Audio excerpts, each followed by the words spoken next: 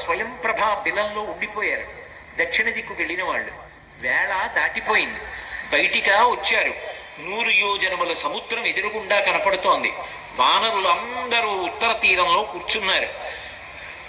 వెళ్లే మార్గం కనపట్టలేదు. 100 యోజనముల సముద్రాన్ని ఎవరు దాటుతారని అడిగితే ఎవరి మానాన వారే, కొంత దూరం వెళ్ళగలనన్నవారే కానీ పూర్తిగా దాటుతానన్న వాళ్ళు లేరు. ఒకవేళ అంగదుడి లాంటి వాడు దాటినా నేను మళ్ళీ తిరిగి వస్తానని ధైర్యంగా చెప్పలేదు.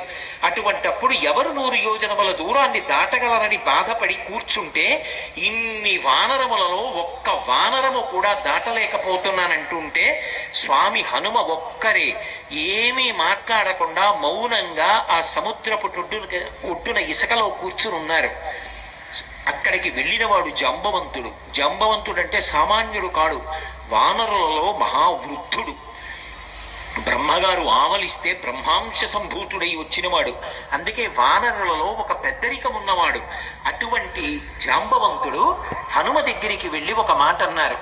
నాయనా హనుమ, నువ్వు కూడా ఇలా కూర్చుంటే ఏమనుకోవాలి? దేవలోకంలో ఉండేటటువంటి అప్సర స్త్రీలలో శ్రేష్ఠురాలైనటువంటి పుంజికస్థల ఒక శాపం కారణంగా ఈ భూలోకంలో వానర స్త్రీగా పుట్టింది. అంజనాదేవి అన్న పేరుతో పుట్టి నీ తండ్రి అయినటువంటి కేసరికి భార్య అయింది.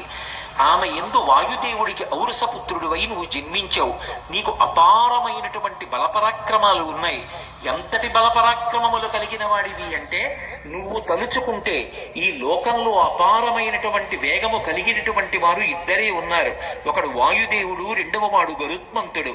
వాయుదేవుడు గరుత్మంతుడు ఎంత వేగము కలిగిన వారో అంతకన్నా వేగంగా వెళ్ళగలిగినటువంటి శక్తి కలిగినటువంటి వాడవై కూడా నువ్వు ఏమీ చేతకాని వాడిలా ఇలా కూర్చుంటే వానరజాతి పరువు ప్రతిష్టలు ఏమైపోతాయి?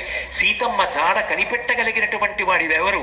ఒకానొక నాడు నువ్వు అంజనాదేవి గర్భము నుండి భూమి మీద పడుతూనే పైన ప్రకాశిస్తున్నటువంటి అరుణారుణ వర్ణంలో ఉన్నటువంటి సూర్యబింబాన్ని చూసి తినే ఫలము అని భ్రమించి పుట్టినటువంటి పసిపిల్లవాడివి ఆకాశ మార్గంలో వెడుతుంటే బాలార్కాభిముఖో బాలో బాలార్క విమూర్తిమాన్, బాలసూర్యుడికి ఎదురుగుండా బాలసూర్యుడు వెడుతున్నాడా అన్నట్టుగా నువ్వు వెడుతున్నప్పుడు నీ యొక్క తేజస్సును చూసి రాహుకేతువులు భయపడితే రాహువు యొక్క ప్రార్థన విని ఇంద్రుడు బయలుదేరి వచ్చి వజ్రాన్ని ప్రయోగిస్తే ఆ వజ్రపు దెబ్బ చేత నీ ఎడమ దవడ సొట్టబడి పర్వత శిఖరానికి ఉరుసుకుని కింద పడిపోతే నీ తండ్రి వాయుదేవుడు ఆగ్రహించి నిన్ను చేతులలో పట్టుకుని నిలబడితే బ్రహ్మదేవుడు దేవతా సమూహములతో కలిసి ఆ గుహ దగ్గరికి వచ్చి దేవతలందరూ లోకపాలకులు నీకు అపారమైనటువంటి వరములిచ్చారు.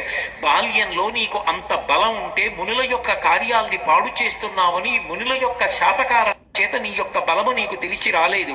కానీ నీతో సమానమైనటువంటి బలము కలిగిన వాడు లోకంలో లేడు. ఒకానొకప్పుడు నేను కూడా అపారమైనటువంటి బలము కలిగిన వాడనే.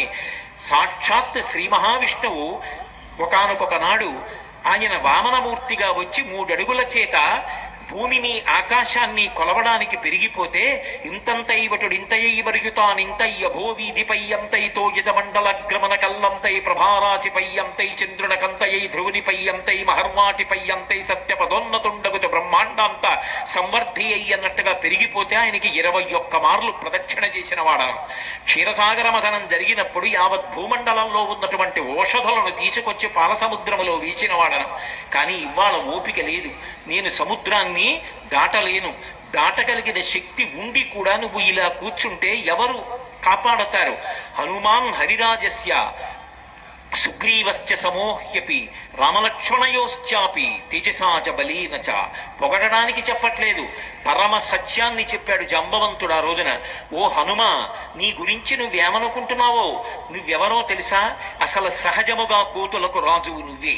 సుగ్రీవశ్చ సమోహ్యపి, సుగ్రీవుడితో సమానమైన బలపరాక్రమములు.